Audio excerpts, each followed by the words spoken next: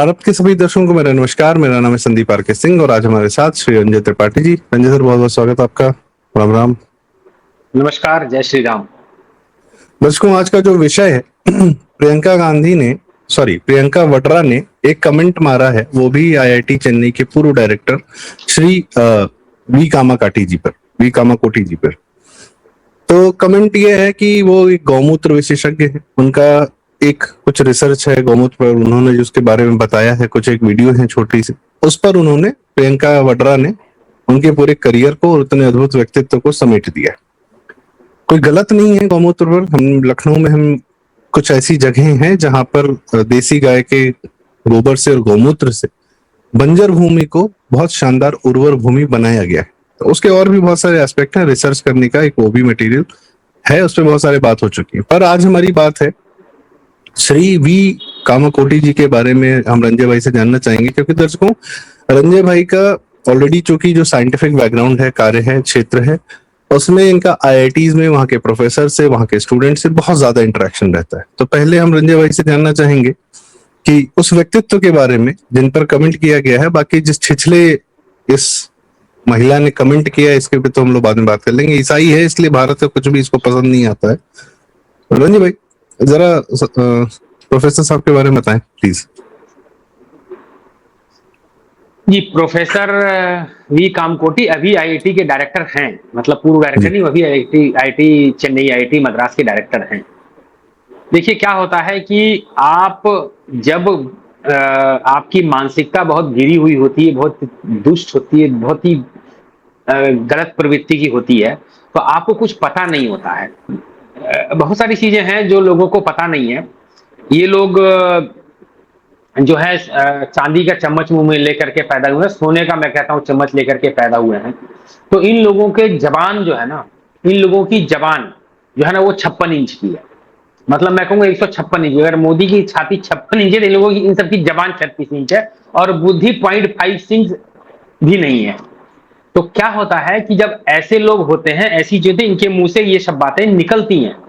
Professor V Kamakoti जो है वो, उन्होंने आरईसी तिरुचिरापल्ली से ही बीटेक किया हुआ है, reputed one of the college है, प्लस आईआईटी मद्रास से इन्होंने अपना एमएस और पीएचडी किया, एमटेक पीएचडी किया और काफी इन्होंने रिसर्च किया और बाद में करते करते वो यहाँ तक आईआईटी उसी चेन्नई के डायरेक्टर ही बने।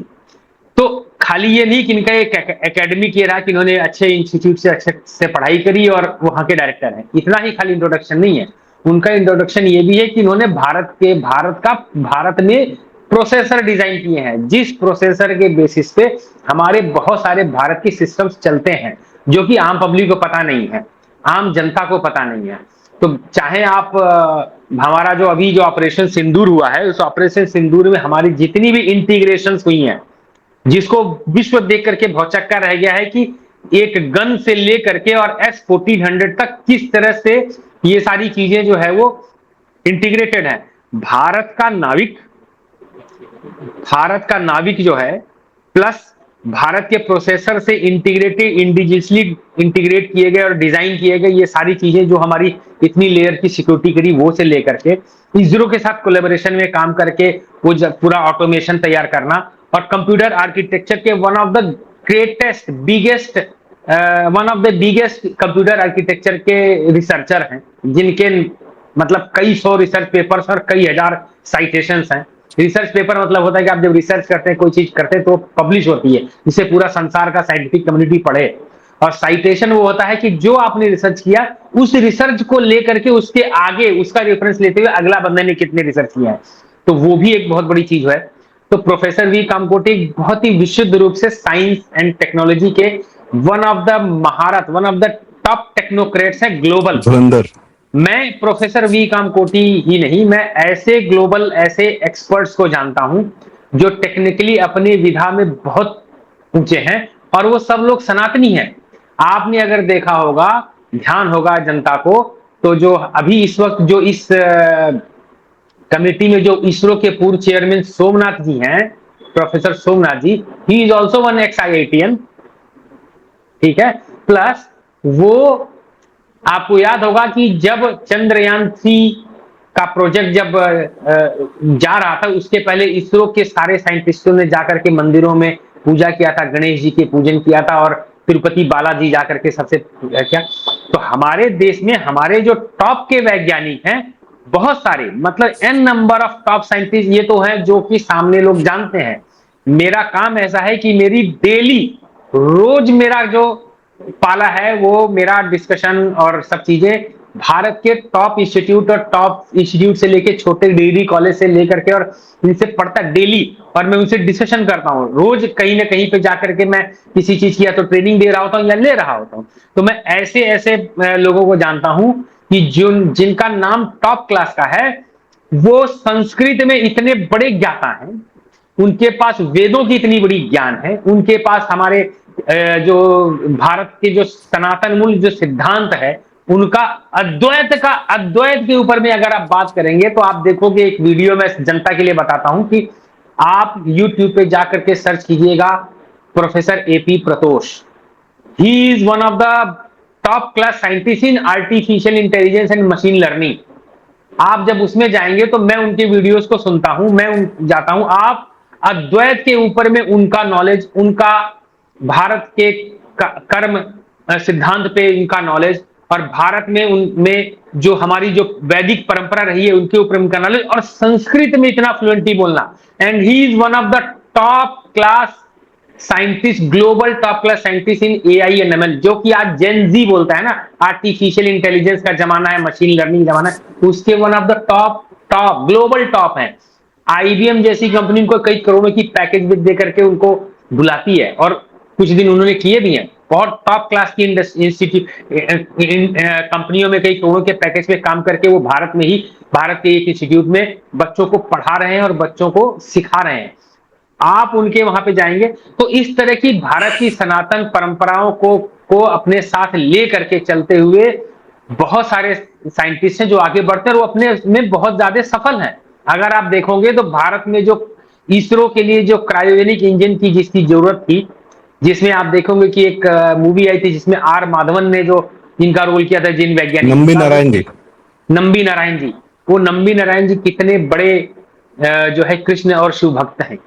उन्होंने क्रायोजेनिक इंजन डिजाइन किया भारत के इसरो के लिए, जिसकी वजह से हम लोग स्पेस पे यार वो अलग बात है, उनको फंसाया गया और सब कुछ किया गया।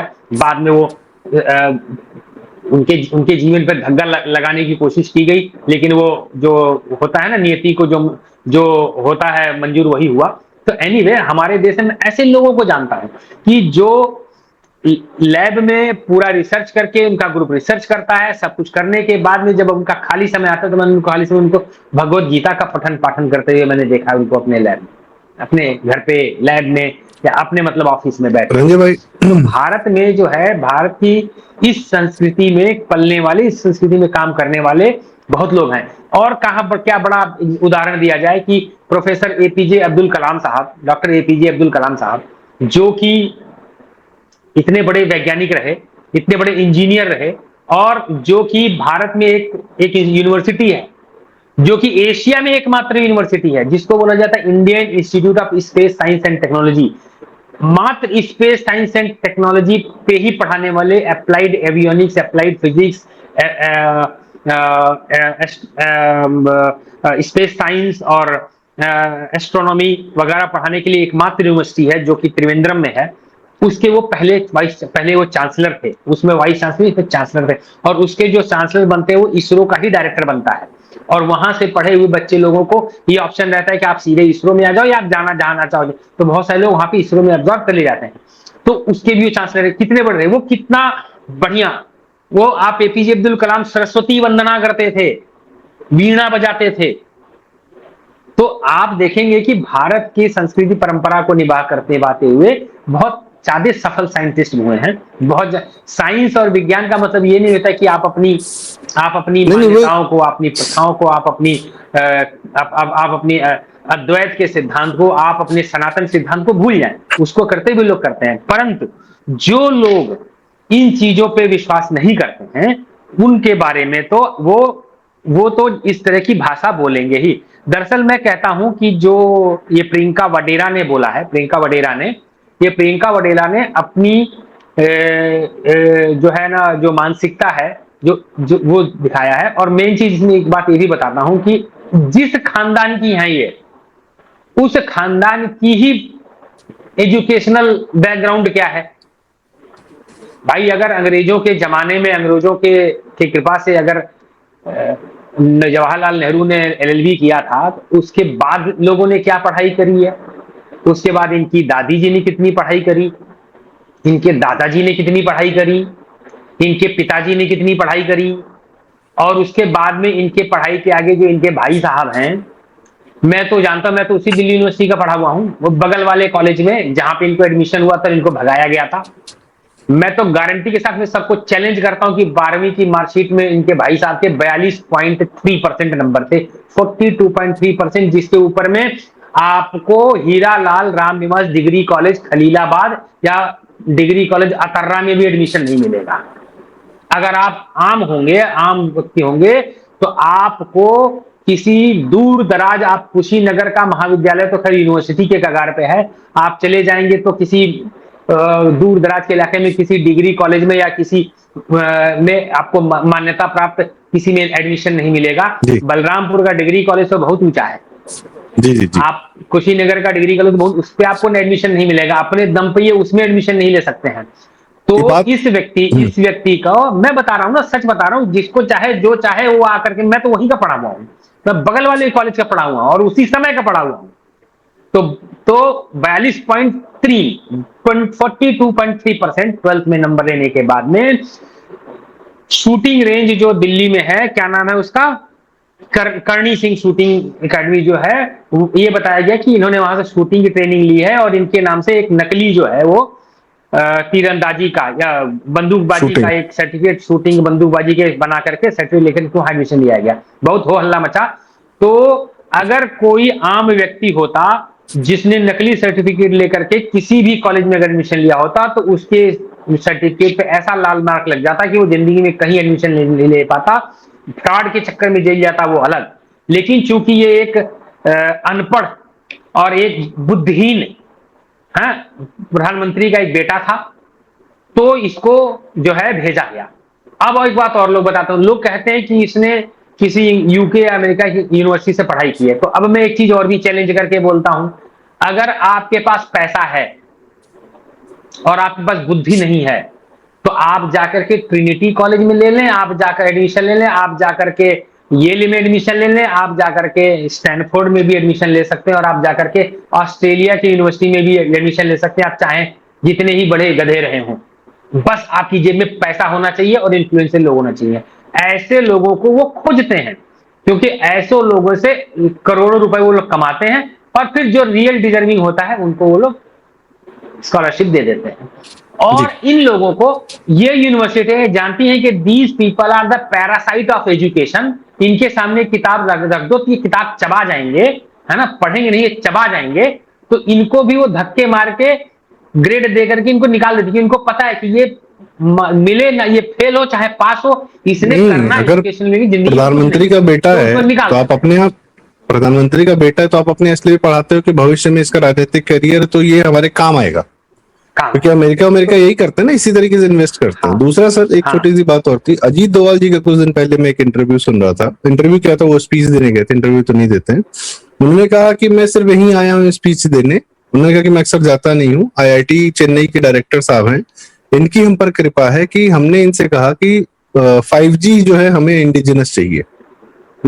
तो चाइना ने कितना बिलियंस ऑफ डॉलर्स खर्चा किया, उन्होंने अपने एक 5G और काफी समय भी लगाया। आईआईटी चेन्नई ने बहुत कम समय में, बहुत कम खर्चे में 5G 6G टेक्नोलॉजी डेवलप करके हैंडओवर कर दी भारत सरकार को।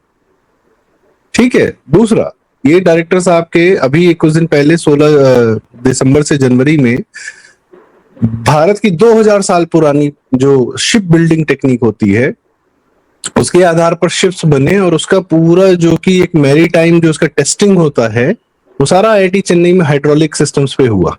और वो शिप में 2000 साल पुरानी टेक्नोलॉजी में 16 लोग भारत के, कुछ नेवी के, और प्रधानमंत्री के आर्थिक सलाहकार संजीव सन्याल जी भी उस शिप को लेकर कहाँ गए, ओमान गए, ये दिखाने के लिए कि हम 2000 साल पहले भी इस प्रकार से लकड़ी की नाव से हम जाते थे और हम व्यापार करते थे, हम पुराने व्यापारी, हम पुराने समुद्रों के राजा रहे।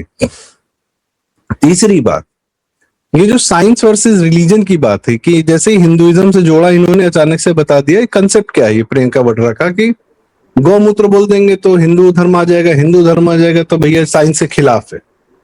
साइंस भाई वर्सेस देखिए, रिलीजन का तो कंसेप्ट सब क्रिश्चियनिटी का है ना, भारत में कहां पे है? ये तो विशुद्ध क्रिश्चियनिटी का कंसेप्ट है सर। बस और शायद ये ईसाई है, इसकी माँ ईसाई है, इसका बाप ईसाई, इसका पूरा खानदान, इसका पूरा जो सोर्स ऑफ इनकम है ईसाई तंत्र से आता है, इसीलिए शायद ये इस तरीके की घटिया भाषा का इस्तेमाल कर रही है। पति तो है ही है ईसाई। देखिए जी देखिए क्या होता है कि अ, जो बुद्धि होती है, ठीक है ना, बुद्धि, वो अगर आपकी मलिन हो, आपकी गंदी हो, आप दुष्प्रवृत्ति हो, आप दुष्ट हो, है ना, जिसको बोला जाता है बड़ी समझे आप उल्टा मानसिकता की हो, तो आपके मुंह से ऐसी चीजें निकलती हैं। और ना तो इन इन लोगों ने अपने जीवन में, इनको कभी पढ़ाई से इनको मतलब रहा है, ना तो इनको जीवन में कभी इन लोगों को किसी योगदान से मतलब रहा है। बस ये लोग आए, अगर मैं बताता हूं, अगर ये लोग ऐसे खानदानों में ना पैदा हुए होते तो ये लोग इसलिए लायक भी नहीं थे कि ये लोग कभी ये इसका भाई जूता भी पॉलिश करके जी पाता, और ये कहीं पे जो है ना वो बटन टाक के भी रह पाती। इम्पॉसिबल, ये इस लायक भी नहीं है, इन लोगों के जीवन में कुछ वो नहीं है, बस खाली ये कि एक ऐसे खानदान में, एक ऐसे जगह पे पैदा हो गए जहां से इन लोगों को सुविधाएं मिलती चली गई, और अकूत अकूत संपत्ति के दम पे इन लोगों ने किया। अभी जैसे आप देखो तो इन्होंने, इसने जो है, इसने भी दिल्ली यूनिवर्सिटी में एक जीसस एंड मेरी कॉलेज है, वहां से इसने भी पढ़ाई करी है, बीए करा है। Sir, Saint Stephen, Jesus and Mary सब क्रिश्चियन कॉलेजेस हैं, और ये ईसाई हैं, तो और ये पूरा और जो तंत्र है वो उनको और एंटर भी दे देता है और एग्जिट भी दे देता है। जी इसने इसने जो है मास्टर्स भी किया हुआ है, मतलब ऐसा मास्टर्स का कोर्स किया हुआ है कि जैसे कि वो जेएनयू में बैठते हैं ना, कि टोगो के जनजाति जो है वो पूर्व दिशा में मुंह करके क्यों हकती है, नाइजीरिया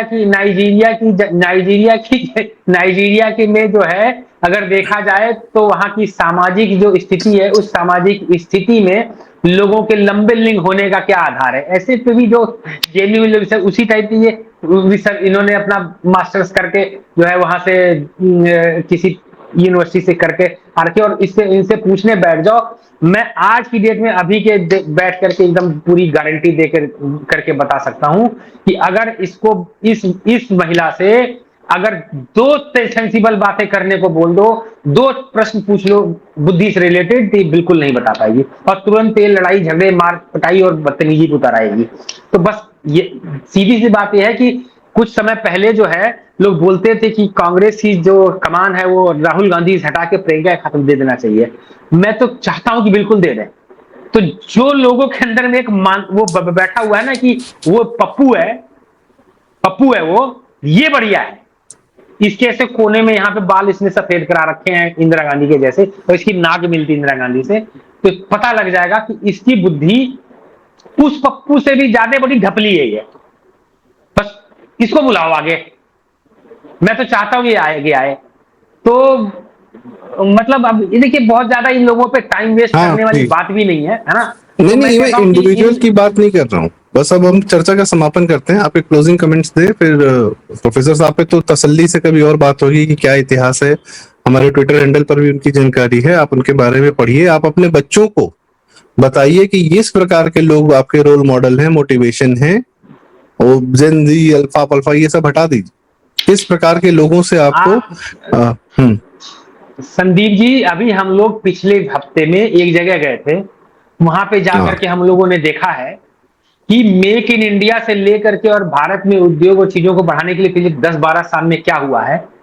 आप विश्वास करोगे कि आपने देखा, हम लोगों ने अपनी आंख से देखा कि एक दूर ईस्ट उत्तर प्रदेश से एक बढ़नी जगह है जिला सिद्धार्थ नगर में, पहले ये बस्ती में पड़ता था, महाराजगंज और सिद्धार्थ नगर जिले के बिल्कुल नेपाल बॉर्डर पे जो है, वहां से दो लोग बिल्कुल ग्रामीण परिवेश में अगर आए हो, और वही यादव थे, और उन लोगों ने आकर के कितनी हाईटेक मशीनें चलाई हैं, मतलब खरीदी हैं, और वहां पे ले जाकर के वो सिस्टम्स लगा रहे हैं, और वहां पे डिस्कशन और पता लगा कि हमको अब लगाने में कोई दिक्कत नहीं है, कि हमको ये यकीन है कि हम इसको बंद करके अगर रात में घर सोने चले जाएंगे तो इस मशीन को छूने वाला कोई नहीं होगा। वरना सर बिजली है उस मशीन को चलाने के लिए, उस बिजली है एरिया इस पे मशीन को कमर्शियल चलाने के लिए। बिजली है जी। और वो जो तो प्रोडक्ट्स बनाएंगे उसको बेचने के लिए ट्रांसपोर्ट है, ऑर्डर्स है, सारी चीजें हैं जी।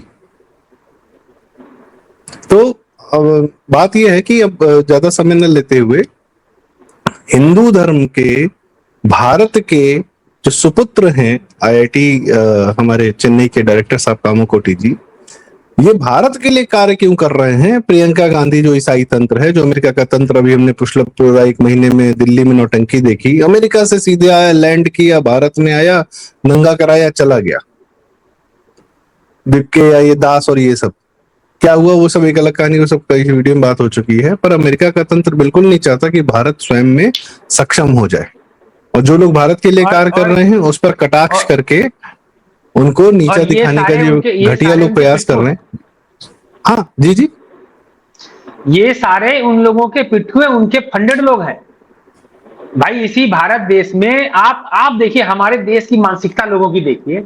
क्या आपने कभी सुना है कि चीन का आदमी बिक गया, चीन का पत्रकार बिक गया, जापान का बिक गया, अमेरिका का, नॉर्वे का, जर्मनी का बिक गया, वो किसी और देश में जाकर के अपने देश के खिलाफ षड्यंत्र कर रहा है, वो किसी और देश विरुद्ध लोग। लेकिन इस देश में होता है, इस देश की मिट्टी से लोग ऐसे होते हैं। तो इसके ऊपर भी हम लोग चर्चा करेंगे, बट अभी इस चर्चे को समापन करते हैं, और अगला जो है हम लोग इन फालतू के लोगों पे ज्यादा समय ना बर्बाद करें। हम लोग कुछ कंस्ट्रक्टिव चीजों पे आगे डिस्कशन करेंगे, जैसे कि वो व्यक्ति आया था बढ़नी से, और उसने जो एक हाईटेक सिस्टम्स अपने बढ़नी में लगा रहा है तमाम चीजों को बनाने के लिए। तो हम लोग और चीजों पे डिस्कशन करेंगे।